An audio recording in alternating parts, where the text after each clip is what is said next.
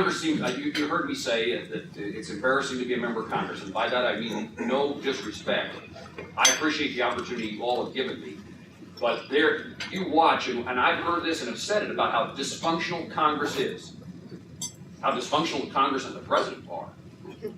And I'm beginning to wonder, this will be a bit philosophical, but I'm beginning to wonder if this is not the consequence. What did our founders think about what our country should be? And maybe you have a dysfunctional Congress and President when you exceed the boundaries of what the Constitution says is the role of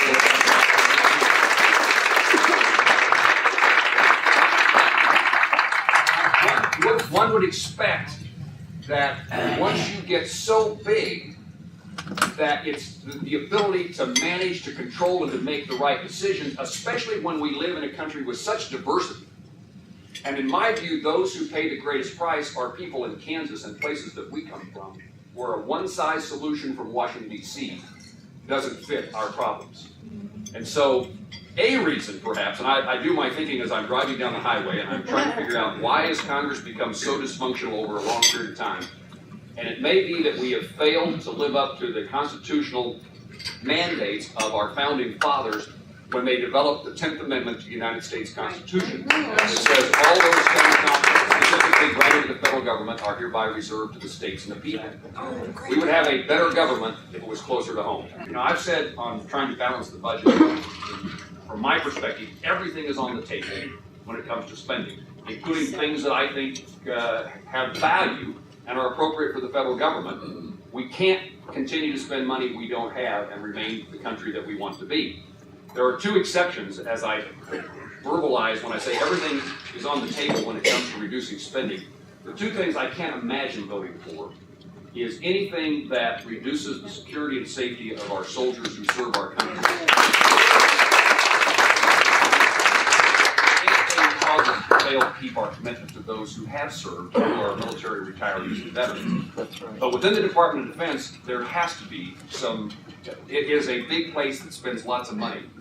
There are opportunities for us to find efficiencies and savings and get out of the business of creating programs for purposes of satisfying politicians. It's disappointing. I wrote the president on March the 22nd, another letter, incidentally, that one never got responded to. I wrote the president, dear Mr. President, you asked me to vote to raise the debt ceiling.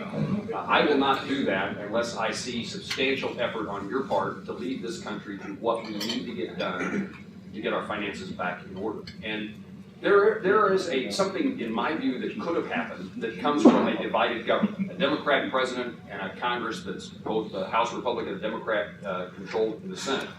One of the things that maybe could have happened that would have reduced the temperature of the politics is this grand plan to deal with all of our spending problems, because when you have this divided government, it makes it less likely that the Democrats blame the Republicans and the Republicans blame the Democrats. We're all in the kitchen together.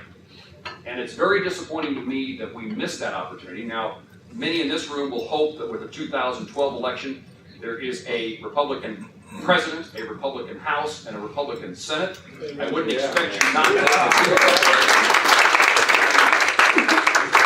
But the last time we had that in this country, we spent too much money, borrowed too much money, grew government in size and scope in ways that we never should have. And so we better make sure that when we get what we think we want, that it's the kind of government that we believe in and the kind of programs and policies that generate the growth of this economy as compared to the growth of government. As you would know, I didn't vote for the Affordable Health Care Act when it was passed. I voted to repeal it. It failed. It passed in the House. The repeal passed in the House. It failed in the Senate. Couldn't get to 60 votes. Not a single, if that's true, not a single Democrat voted to repeal. Is that right? I'm right. Thank you. That comes from my staff who are trained to say.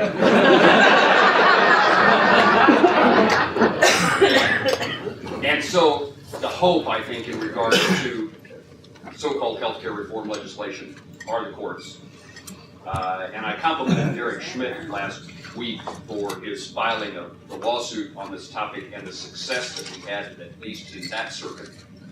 And then perhaps again the election. The only success we've had in repealing anything to deal with the Affordable Care Act was the 1099 issue, which is a result of the uproar, rightfully so, of businessmen, women, ranchers, farmers, Chamber of Commerce, everybody who said this is the craziest thing to generate revenue by making us file 1099s on every transaction over $600. That's the only crack that we've made.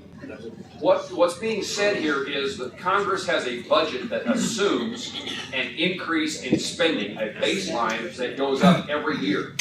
So when we talk about cutting spending, we're talking about cutting the baseline amount, not the bottom line, or not even the amount of money spent last year.